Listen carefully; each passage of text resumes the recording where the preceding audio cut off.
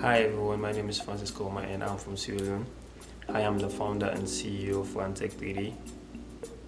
One of the projects that we're working on right now is to solve water scarcity in Africa, areas where they can get access to safe, clean and affordable water.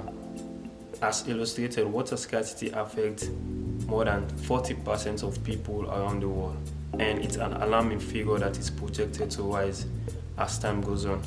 My company will be using a new modern day technology called a 3D printing construction machine, which is a 3-layer dimension machine that can build a house in less than 48 hours. So we'll be using that machine to build tanks, a 10,000 liter water tank for communities where they can afford to get clean water and more accessible to water. One of our goals is to solve one of the Sustainable Development Goals, which is Goal 6, Clean Water and Sanitation.